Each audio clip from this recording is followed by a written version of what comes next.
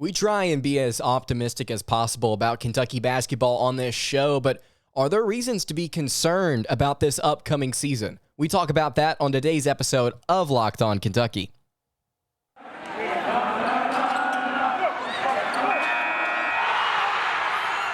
You are Locked On Kentucky, your daily podcast on the Kentucky Wildcats, part of the Locked On Podcast Network, your team every day. All right, what's going on, Big Blue Nation? Welcome on in to Locked On Kentucky, your daily Kentucky Wildcats podcast. I'm your host, Lance Dawe, writer for Sports Illustrated for various SEC-related things. But on this podcast specifically, we take a dive into all things Kentucky athletics. On today's episode of Locked On Kentucky, going to be talking about some reasons to be concerned about Kentucky basketball this upcoming season. Now, if you've been listening to the podcast for a while now, you know that I try and be as optimistic as possible when it comes to talking about this program, John Calipari as an individual and as a coach, and then just looking into the future. I just try and be as optimistic and as positive as I can. On today's episode, we're going to go over 3 reasons why you might be concerned about this upcoming basketball season that are legitimate.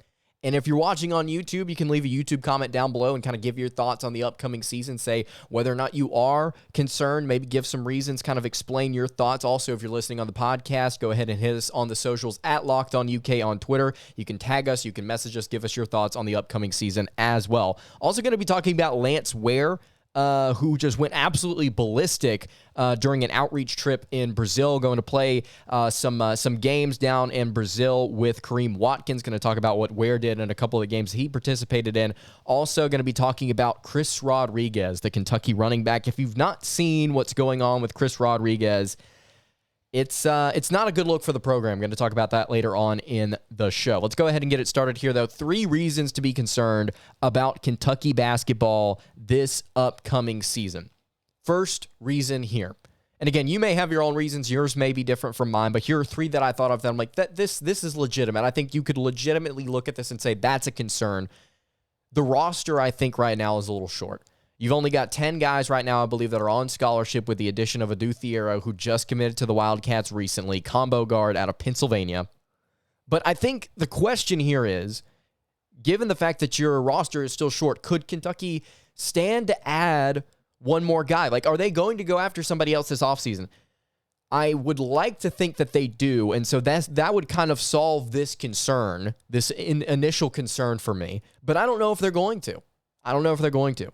I think a question you have to ask is, does Kentucky have enough at the 3? Do they have enough depth to play guys at the 3 and feel comfortable about the rotation?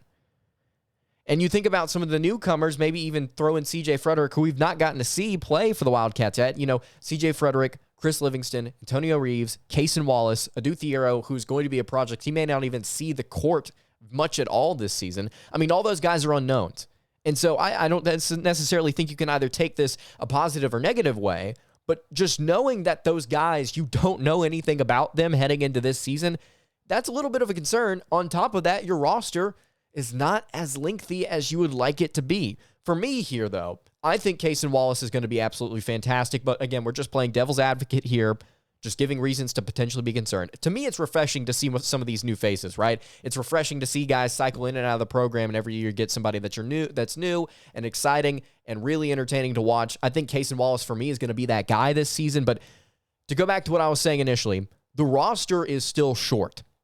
There's 10 guys on scholarship. You need 1 or heck, maybe even 2 more guys to really feel comfortable about things. But I think that is a reason to be concerned about Kentucky heading into the 2022-23 season, is not having enough guys in certain spots. I also think a question you have to ask here real quick, how does the depth in the front court pan out? And we're going to actually talk about that a little bit more later on. I've got a third reason here that kind of ties into this, but I mean, you got guys like Daimion Collins and Lance Ware and Jacob Toppin, who are all, I think, sound players.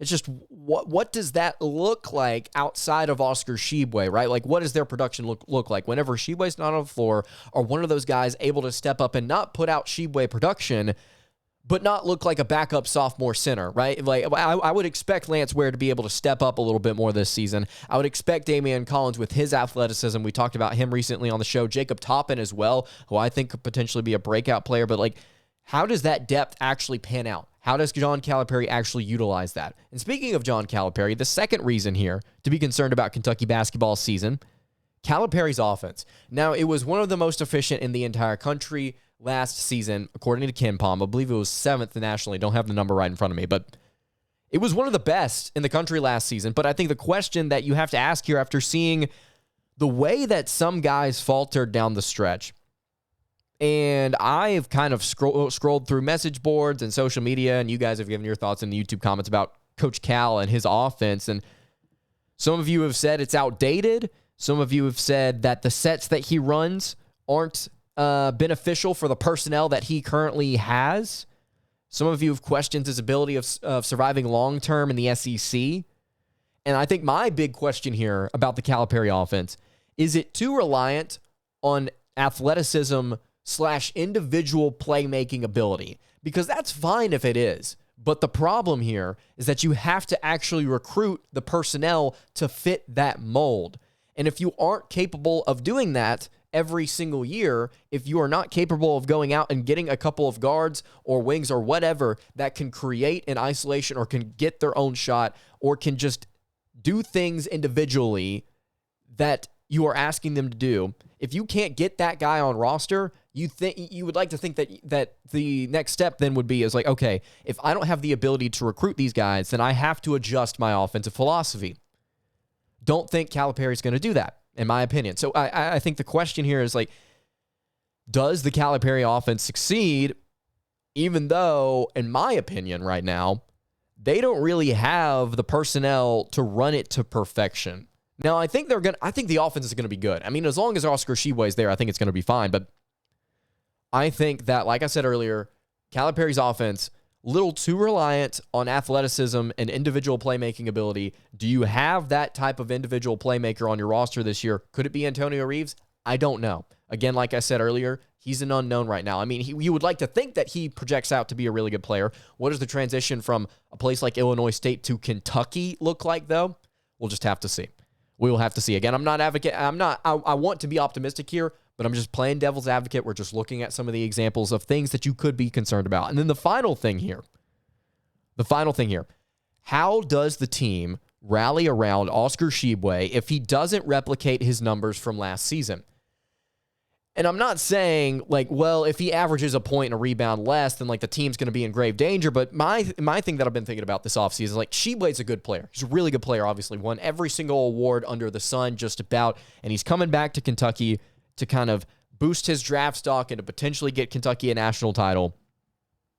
But now that teams have gotten a season to watch Oscar Tshiebwe, to kind of see what makes him tick, I'm curious to see how opponents prepare for him in 2022 during the 22-23 season.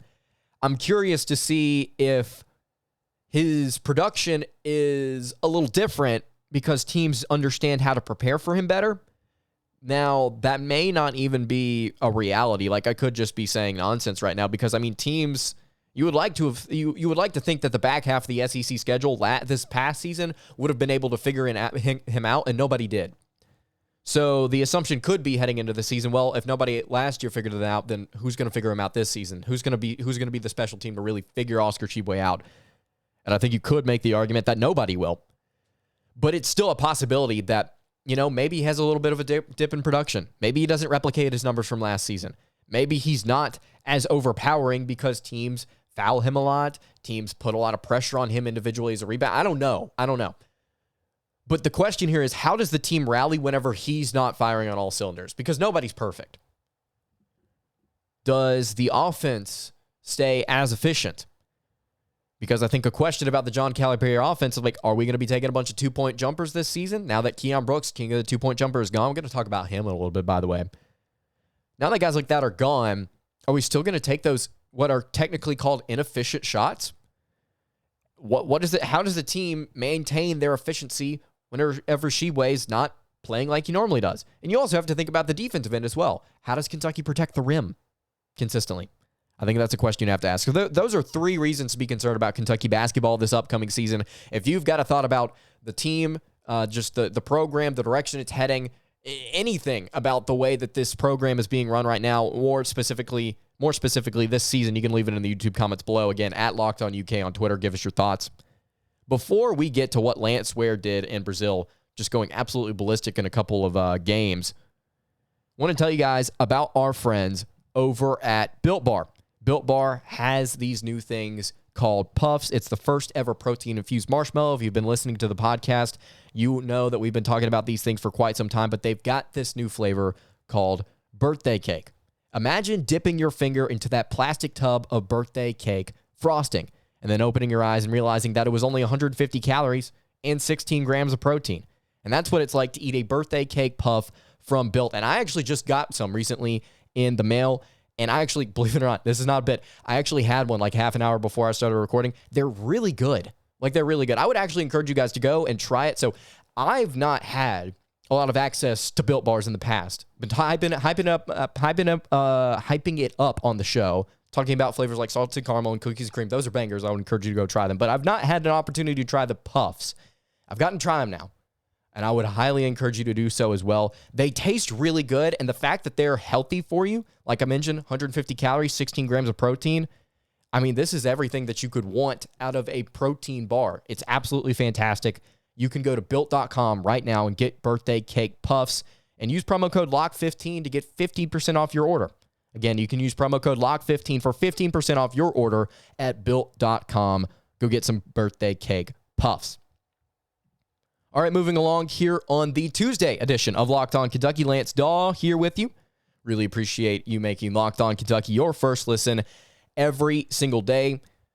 So Lance Ware and Kareem Watkins went to an outreach trip in Brazil. And to provide a little bit more detail, this is from a press release from Kentucky Athletics, their website. Ware and Watkins will travel to Brazil with Sports Reach for a 10-day outreach trip that combines competition with service to local communities. The Kentucky duo will travel to Brazil and a few different places that I'm not even going to attempt to pronounce because I do not want to humiliate myself, to compete in at least 4 games, while also conducting several clinics for local Brazilians. Including in the competition is a game against Palmeiras, one of Sao Paulo's top clubs. Ware and Watkins played on the same team in their most recent game. It was a 96-93 win for Ware and Watkins and their team, and it was an overtime nonetheless. But here's the kicker. Lance Ware's stat line. Lance Ware in the most recent game, again, 96-93 in overtime, he had 39 points, 10 rebounds, and 8 steals. He almost had a triple-double with steals. This is the backup center that Kentucky has right now. 39 points. 39 points. Again, let me repeat that. Included in the competition that the Kentucky duo is going to face, Palmeiras, one of Sao Paulo's best clubs, best basketball teams that they've got. Now, I don't know if they played Palmeiras or Palmeiras. I don't know how to pronounce it, but I don't know if they played them. But the fact that they're actually playing some legitimate competition and Lance Ware dropped 39 points, that is really exciting to see. And if we're going to talk about off-season development here for a second, man, I mean, we've been talking about Jacob Toppin. We've been talking about Damian Collins. We just said a second ago, man, what does the depth in the front court look like? Like, are these guys actually going to perform? I'd like them to. I think there's potential for them to. But are they actually going to perform? To see Lance Ware drop 39 points, 10 rebounds, and then 8 steals, I would love to see the highlights from this game. I've not found them, but I would love to see them. That is absolutely phenomenal to see, and that kind of answers my question of the concern that some of you may have is like, well, what do things look like around Oscar Tshiebwe? And I'm not saying that Lance Ware is going to be dropping 39 and 10 on any given night whenever Oscar Tshiebwe is not ready to go. I'm just saying that I think that if he's doing things like this to work on his game in the offseason and he's playing this well in outreach trips, and I'm sure that they're going to have a lot of different opportunities, like Kentucky's going to go to the Bahamas. I think that they're going to have a lot of opportunities to work on different stuff. And if Lance Ware can just continue to develop, he's going to be a good piece for the team this season if Cal actually gives him minutes. So that's its own other thing. And also I want to point out Kareem Watkins, by the way, had 9 points, and his stat line was actually pretty impressive as well. 9 points, 3 of 5 from 3, and then he had 3 assists and 3 steals as well. Very solid. Very solid for the bench point guard for the Wildcats. And so, yeah, I just wanted to point that out for a second, just kind of point out the fact that, Lance Ware went absolutely insane. Kareem Watkins had a good game. And then also, one more thing I wanted to point out here. Before we move on to Chris Rodriguez, Keon Brooks and Kellen Grady participated in a G League scrimmage just a couple of days ago. Before I get into the stats, though, I just want to say Keon Brooks is, from what I can tell, not transferring to another program. He's not coming back to Kentucky because Antonio Reeves apparently has claimed Keon Brooks' number 12. Go figure, considering Reeves wore it at Illinois State. But Keon Brooks recently in an interview said that he is all in on the NBA draft. This is per an article from Kentucky Sports Radio. I'm going to quote what was said here. This is what Keon Brooks said. Said, I'm all in on the draft. My agent and my parents have just thought that getting in the transfer portal was something that was good to do to keep my options open. Fair. We didn't want to close the door on anything. You never know what could happen. And then he said he just let his parents handle it all in terms of his portal recruitment. So he literally just entered the transfer portal just to kind of give that, put that label on him. It's like, hey, if I don't go to the draft, if things just kind of don't work out, I'm coming back and I'll definitely be looking at some options in the transfer portal. But it doesn't really seem like he was ever really interested in doing that. And now that he's gotten the green light on the NBA draft, he's in. So recently he participated in a G League scrimmage in Chicago. Both him and Kellen Grady played, and quite frankly, they did not play well. And Keon Brooks went 1 of 6 from the floor with 4 points, 7 rebounds. Kellen Grady only scored 5 points, missed 3 of his 4 3-point tries, and their team in the G League Elite Camp lost by 16 points. 97-81 was the final score. Keon Brooks Jr. finished with a plus-minus of -13, and then Kellen Grady finished with a plus-minus of -3, which, believe it or not, was actually the third best plus-minus out of the 10 guys that saw the floor for this G League team. Team 2, as they are known in the scrimmage. So yeah, I would like to see, personally, I'd love to see Kellen Grady find his shot again. I'd love to see him perform well in the pros.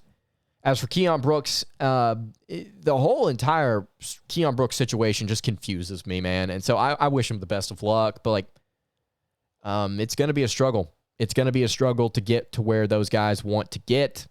And again, just best of luck to him. All right, I want to talk about what on earth is going on with Chris Rodriguez and just the situation surrounding him. And I'm not going to be too critical, but I am at the same time. Going to talk about that in just a second. Before we do that, though, I want to tell you guys about our friends over at BetOnline. BetOnline continues to be the number one source for all of your sports betting needs and sports info. You can find all of the latest odds, news, and sports developments, including this year's basketball playoff odds, Major League Baseball scores, fights, and even next season's NFL futures. BetOnline is your continued source for all of your sporting wagering information, from live betting to the playoffs to esports and more. You can head to the website today or use your mobile device to learn more about the trends and the action. That's BetOnline, where the game starts. All right, wrapping up the Tuesday edition of Locked On Kentucky. Again, thank you so much for making Locked On Kentucky your first listen every single day. I know it's been a hot minute since the episode has been released. Really appreciate you guys sticking around to listen to today's episode. All right, Chris Rodriguez, star running back for the Kentucky Wildcats, has an opportunity to break a lot of school records this season, specifically things revolving around rushing yards. And did some things Sunday morning that were not okay. And instead of trying to explain it, I'll just read what CBS Sports released. This was an article written by CBS Sports, going to directly quote it here. Rodriguez was arrested early Sunday morning for careless driving and operating a motor vehicle under the influence, according to state records. Rodriguez, who was stopped by the University of Kentucky police, is also facing a charge of driving with a broken taillight. The citation notes that Rodriguez admitted to drinking 1 or 2 shots of alcohol before driving. He was arrested without a breathalyzer test as his car failed to stay in its designated lane and delayed in pulling over. That's not what 1 or 2 shots will do to you, but all right, whatever. As the SEC's leading returning rusher, Rodriguez accounted for 1,379 yards rushing and 9 touchdowns in a breakout junior season. He earned first-team All-SEC honors from the Associated Press as the Wildcats went 10-3 behind Rodriguez's 9 100-yard performances. So the article kind of points out what I wanted to point out here. So he got arrested, careless driving, driving under the influence, driving with a broken taillight, which is the minor issue here. And on top of that, CBS notes like, well, I think some people reading this article like, well, who cares? Like people that don't know him, it's like, well, he was one of the best running backs in the SEC, led the SEC in rushing, was an all-SEC player. His team went 10-3. He ran for 100 yards 9 times. So this is one of the best running backs, not only in the SEC, but in the country. Veteran guy. And he decides on a Sunday to risk it for the biscuit, and the police got him. And I don't want to get into this too much, but I want to say before we get on to what happened with the scheduling mistake, with him having to show up to court and stuff, because there was apparently an arrest warrant released or whatever. I don't know, but before I get to that, I want to point out something. Like, sure, whenever things like this happen, it's not great. It's never great. Whenever you see, like, even a fifth-string guy, if the fifth-string quarterback comes out there and a story like this is released, like, it's never great to see it. But to see one of your leaders on your team, to see one of the best running backs in the game right now, at least in terms of college, to see him with just to make a decision like this is just, I don't want to say embarrassing, but it's not a good look. It shows a lack of discipline, in my opinion. And again, I don't want to be too incredibly harsh because, things happen. People make mistakes. It's okay. But for one of your big time guys to do something like this, again, shows a lack of discipline, shows a lack of maturity, in my opinion, especially for a senior. But I will say it's something I don't expect as a whole from the team to struggle with moving forward. I think this is going to be one of those one-time things with C-Rod, and I hope it is. I hope it is. Thankfully, nobody was hurt. Thankfully, this is not something even more egregious that we're discussing today. So I think that it's one of those where it's just like, you know what, it happened. You've got to be able to at least have a conversation and say, look, we've got to find a way to get this under control, because as one of the best players in the SEC, we can't afford to see you doing things like this. We want to make sure that you're safe, and also it could damage the team, right? Imagine if he had gotten suspended. Imagine if he had gotten thrown in prison. Imagine if if it had been something so bad he would have been removed from playing for the team. That would have been detrimental to Kentucky's upcoming season, and that's not on anybody but Chris Rodriguez. That's on him. So you've got to be able to show a little bit more discipline, I think, and you got to be able to be a little bit more careful, because it could have been worse. And here's a note here from CBS WKYT, just kind of talking about whatever happened with the scheduling mistake with him trying to show up in court.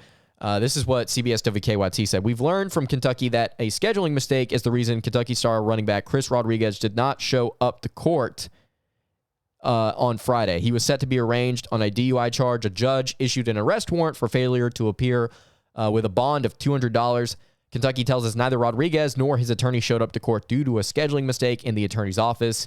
Kentucky said Rodriguez was specifically advised by his attorneys to not attend because they would attend on his behalf. Again, just to kind of recap, this is one of those things where it's going to be fixed. Again, it's not a good look for a team leader, especially a senior like Chris Rodriguez, especially one of the better running backs in the SEC. Doing things like this could really end up costing the team. I don't appreciate it. I don't think anybody on the coaching staff does, quite frankly, probably more than I do.